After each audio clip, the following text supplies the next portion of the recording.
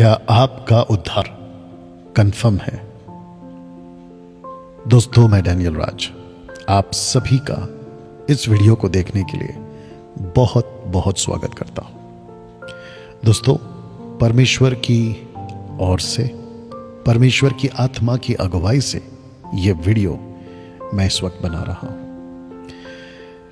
इस वीडियो में आपके जीवन से संबंधित कुछ बातें रखी जाएंगी। आप जानते हैं, एक बहुत बड़े आशा के साथ, एक बड़े होप के साथ आप अपना मसीह जीवन देश व विदेश में आप जी रहे हैं। और वो होप और वो आशा ये है कि जिस दिन आप इस दुनिया से रुखसत होंगे, यानी आपकी आत्मा जब आपके शरीर को छोड़कर जा चुकी होगी, एक निश्चिंतता के साथ, कंफर्मेशन के साथ, आप जो खुद से अभी एक सांत्वना देकर मसीह जीवन जी रहे हैं 10 साल, 20 साल, 40 साल से या कुछ महीनों से, और आप ये कह रहे हैं कि मैं अपना अनंत काल का जीवन यानी कि सैल्वेशन पाकर अपने परमेश्वर पिता के साथ बिताऊंगा। मैं चाहता हूं सबसे पहले आप खुद से ये 11 सवाल पूछें। क्या आप इस 11 सवाल के लिए तैयार हैं? दोस्तों, पहला सवाल यह है, क्या आप अभी भी झूठ बोलते हैं? अगर आप अभी भी झूठ बोलते हैं और आप इस आशा के साथ अपना जीवन जी रहे हैं, झूठ बोलते हुए कि मेरा तो उद्धार हो चुका है और मैं कंफर्म हूं कि मैं अपना अनंत काल का जीवन पिता के साथ बिताऊंगा, तो मेरे दोस्त, मेरे भाई, मेरी बहन, girls and boys, ladies and gentleman, मुझे आपको यह बताने दीजिए कि आप एक धोखे का जीवन जी रहे हैं। क्योंकि जो झूठ का जीवन जी रहा है वो कभी भी परमेश्वर का बेटा, बेटी, दास, दासी नहीं बन पाएगा। दूसरे शब्दों में, वो अपना उद्धार खो चुका होगा। आप जब इस वीडियो को देख रहे हैं, और ये पहला ही सवाल, क्योंकि झूठ बोलना, आप जब अविश्वासी थे ना, यह आपका स्वभाव था। बात बात पर झूठ बोलना, हर बात पे झूठ बोलना, और झूठ के सहारे आपने न जाने कितने सारे अपने काम करवा लिए या कर लिए। लेकिन मसीह बनने के बाद आप ये झूठ का सहारा नहीं ले सकते। झूठ झूठ होता है, वो चाहे छोटा हो या बड़ा। मैं आपसे सबसे पहले ये कहना चाहता हूं, अगर आप अपने उद्धार को कंफर्म करना चाहते हैं, झूठ की बातों से बाहर निकलिए और झूठ बोलना बंद करिए। जानते हो यीशु ने क्या कहा? उन्होंने कहा, तुम्हारी बात हां की हां और ना की ना हो, क्योंकि जो इससे ज्यादा होता है ना, वो पाप होता है। दोस्तों, सवाल नंबर 2 आपके बीच में रखने जा रहा हूं। Are you ready for this? सवाल नंबर 2, क्या आप अभी भी गालियां देते हैं? जी हां, मैं जानता हूं कि बहुत सारे मसीह भाई बहन, पूरे विश्व की बात कर रहा हूं, गालियां आपके मुंह से निकल पड़ती है। आप जब अपना आपा खो देते हैं, आउट ऑफ कंट्रोल हो जाते हैं, आप जब गुस्से में होते हैं, आपके मुंह से पुरानी जीवन की बातें गालियों के रूप में जो आप देते थे, अभी भी आपके मुंह से निकल जाती है। और दूसरी तरफ आप कह रहे हैं कि मेरा उद्धार कंफर्म है। यह सवाल नंबर 2 आपको खुद से पूछना है। अगर आप एक मसीह होकर, मसीह बहन, मसीह भाई, मसीह सेवक, प्रभु का दास, पास्टर, बाइबल टीचर, अगर आपके मुंह से गालियां निकल रही हैं, आप अपना उद्धार खो चुके हैं मेरे दोस्त। दोस्तों, सवाल नंबर 3 रखने जा रहा हूं। Are you ready for this? सवाल नंबर 3 जो आपको खुद से पूछना है, क्या आप अभी भी नशा करते हैं? नशा से मेरा मतलब है, कुछ लोग कहते हैं कि कभी कभी वाइन पी सकते हैं। डॉक्टर ने कहा है कि किडनी में पत्थर है तो बियर पी सकते हैं। मैं कभी कभी सिगरेट पी लेता हूं। बहुत ज्यादा टेंशन होता है तो मैं कभी कभी गुटखा, तंबाकू का सेवन कर लेता हूं। मेरे दोस्त, अगर आप अभी भी ये चीज का सेवन यानी कि नशे के आदी हैं, आप फिर भूल जाइए कि आपका उद्धार हो चुका है। आपका उद्धार नहीं हुआ है मेरे दोस्त। दूसरे शब्दों में, आप अपना उद्धार खो चुके हैं इन वजहों से, क्योंकि परमेश्वर ने आपको जो मुक्ति दी है ना पापों से, सैल्वेशन, उद्धार, मोक्ष, वो इसी बेस पे दी है कि आप उसके पद चिन्ह पर चलोगे, उसके तरीके से चलोगे। अगर आप उसके तरीके से नहीं चल रहे हो तो आप अपना उद्धार खो चुके हो। दोस्तों, आपके बीच सवाल नंबर 4 रखने जा रहा हूं। Are you ready for this? सवाल नंबर 4, क्या आप अभी भी पॉर्न वीडियोस देखते हैं? Young girls and young boys, और वो सभी शादीशुदा पुरुष और स्त्री, और वो सभी सेवक जो परमेश्वर की सेविकाई करते हैं, अगर आपके हाथ ये वीडियो अभी मेरी लग चुकी है और आप अभी देख रहे हैं, मैं आपको बड़े कड़क शब्दों में, कठोर शब्दों में, बड़ी सख्ती के साथ आपको ये वार्न करना चाहता हूं। अगर आप पॉर्न वीडियोस देख रहे हैं, आप अपना अनंत काल का जीवन नरक में बिताओगे, क्योंकि चलचित्र के द्वारा, यानी कि किसी वीडियो के माध्यम से किसी दूसरे बहन या पुरुष के शरीर को देखना गुनाह है, पाप है।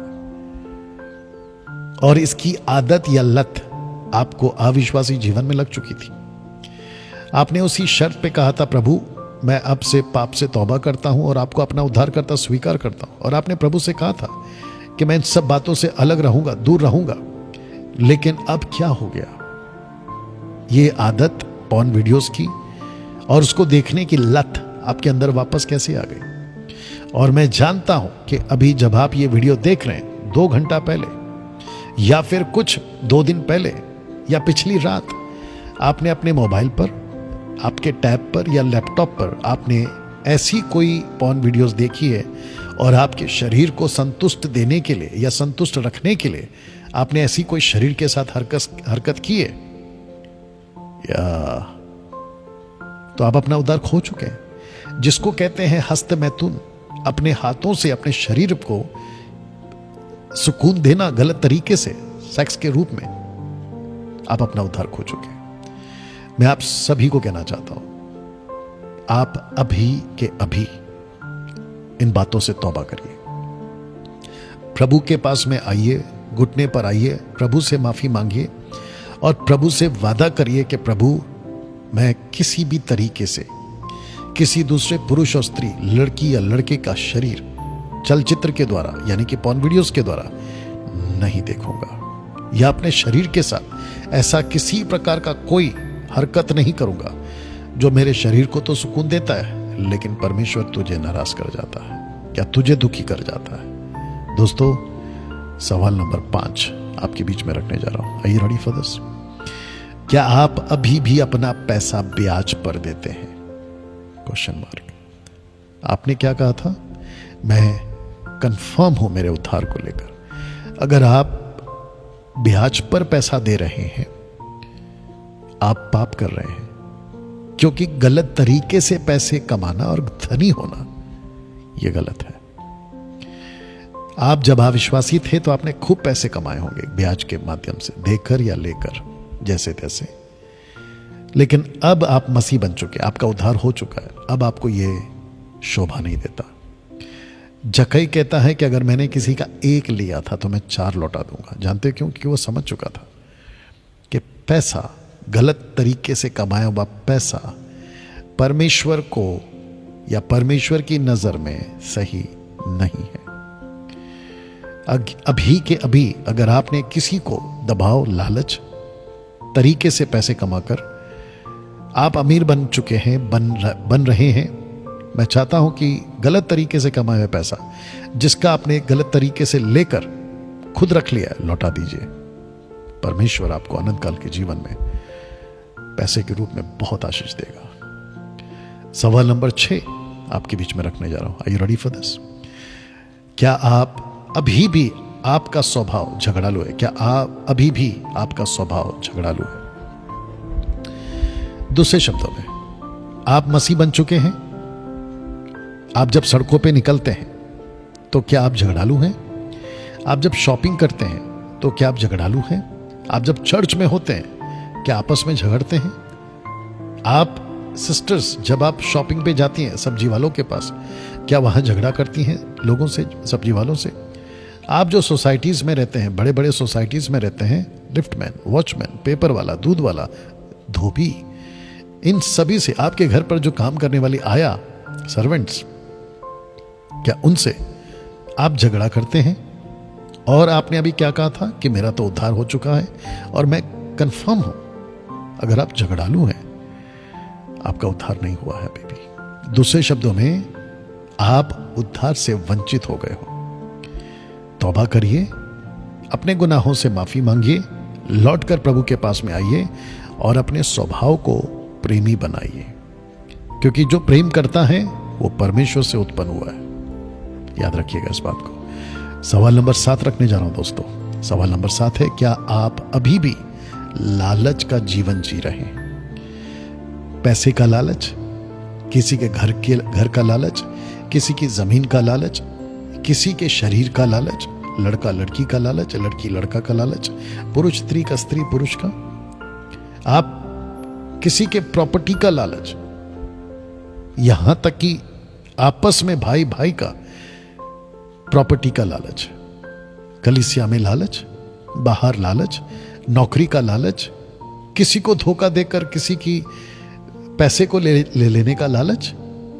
आप पार्टनर हैं, धोखा दे दिया लालच में आकर, और फिर आप कहते हो कि मेरा उद्धार कंफर्म है। जी नहीं दोस्तों, इन बातों से बाहर निकलिए और अपने उद्धार को बचाइए, अपने उद्धार को सुरक्षित करिए।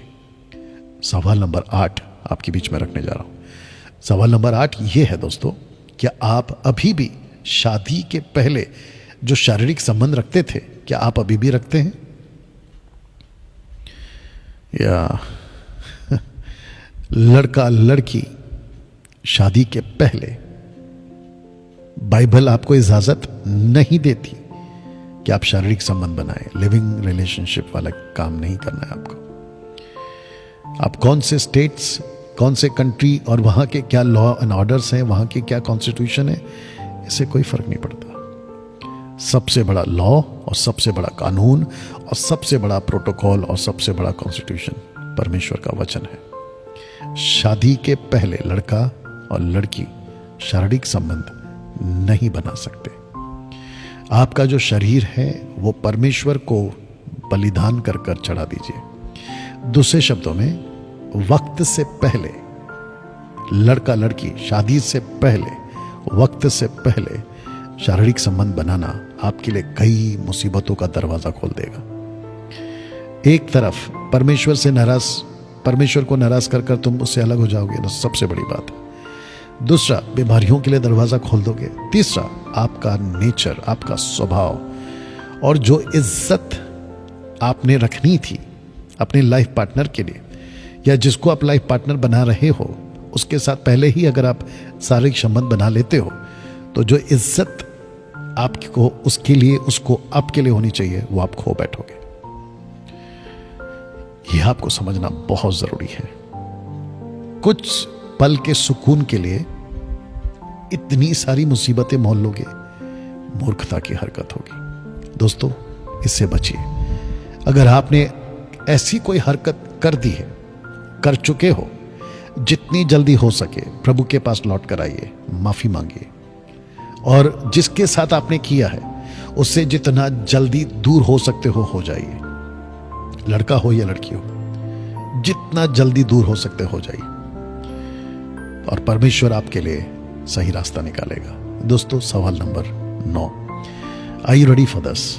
सवाल नंबर 9, क्या शादी के बाद भी आपका शारीरिक संबंध किसी और महिला से है?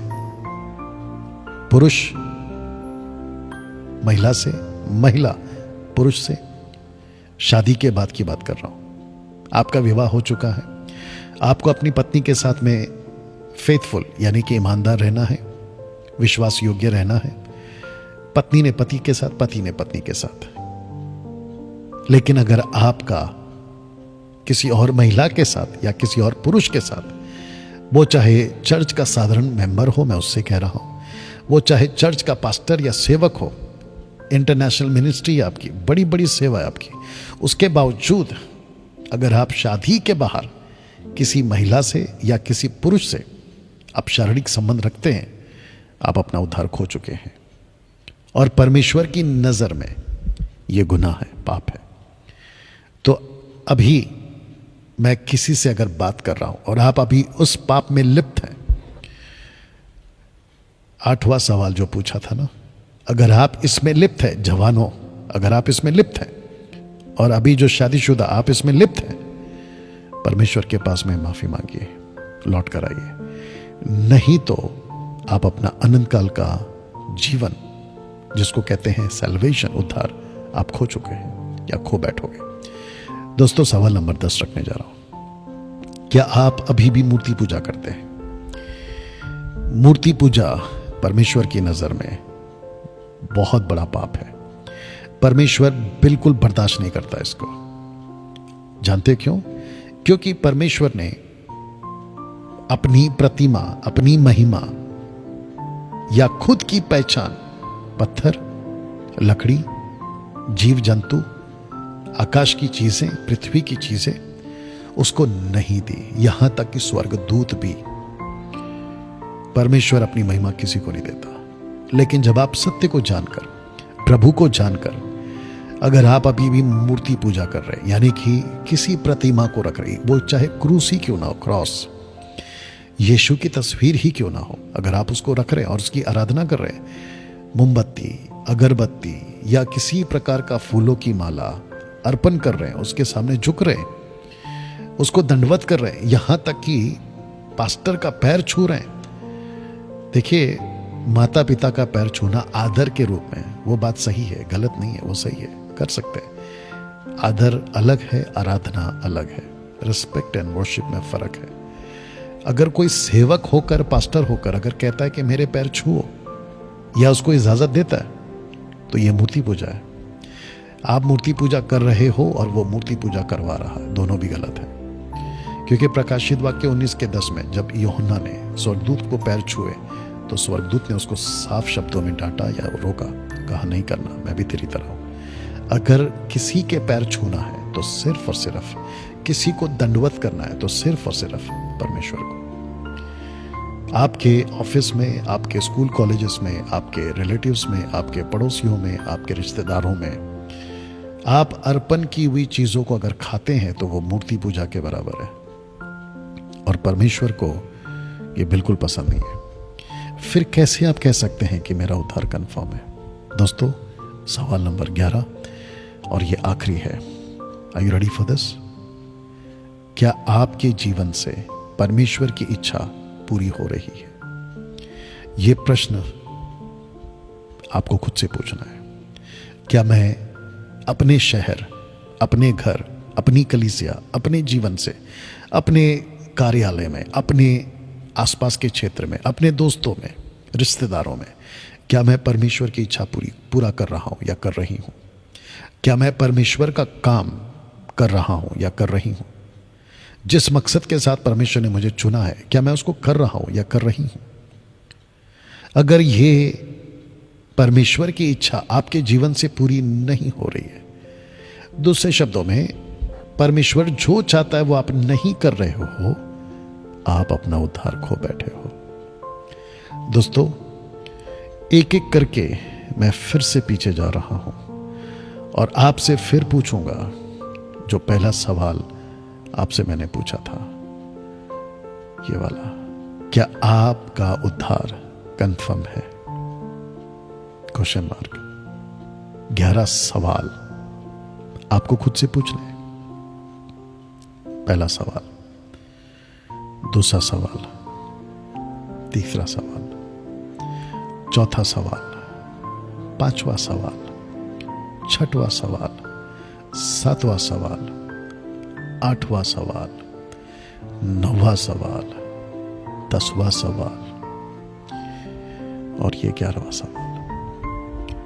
मैं चाहता हूं कि इस वीडियो के माध्यम से आपको जागरूक करूं, आपको फिर से प्रभु के पास लाने के लिए एक आवाज दो, मन फिराओ, लौट कर आओ। और मैं उन सभी को सल्यूट करता हूं जो इन 11 में से कहीं पे भी टोटल 11 पॉइंट में या 11 सवालों में अपने आप को नहीं पाते हैं, यानी कि इन 11 सवालों में आप नहीं आते हैं, मैं आपको सैल्यूट करता हूं। बस ऐसे ही बने रहना, मजबूत रहना, और कभी भी संसार की बातें और पाप का जीवन आपके अंदर हावी ना होने पाए। और जो 11 में से किसी एक में है, डैनियल भाई हम 10 में नहीं है लेकिन एक में है, तो मेरे दोस्त एक में हो ना तो आप सब में हो, क्योंकि परमेश्वर को उसके लोग, उसकी कलीसिया, एक्लीसिया, दुल्हन बिल्कुल शुद्ध, पवित्र, बिना किसी कलंक झुर्री, जिसको कहते हैं ना क्लीन, स्पॉटलेस, बिल्कुल साफ चाहिए। दोस्तों, आशा करता हूं कि यह वीडियो आपको बहुत कुछ सिखाई है। अगर यह वीडियो आपको अच्छा लगा और आप सीखे हैं और आपको लगता है कि दूसरे मसीह भाई बहनों तक भी पहुंचाना चाहिए, तो मैं चाहता हूं कि इसकी खूब चर्चा करिए, इसको खूब फैलाइए, इसको खूब फॉरवर्ड करिए और लोगों को कहिए कि आपको अपना उद्धार अगर कंफर्म करना है तो ये 11 सवाल आपको खुद से पूछने हैं। दोस्तों, मिलते हैं किसी और वीडियो के साथ, तब तक अपना ख्याल रखिए। याद रखिए, हमारा असली जीवन यहां नहीं, हमारा असली जीवन वहां परमेश्वर के साथ है। जय मसीह।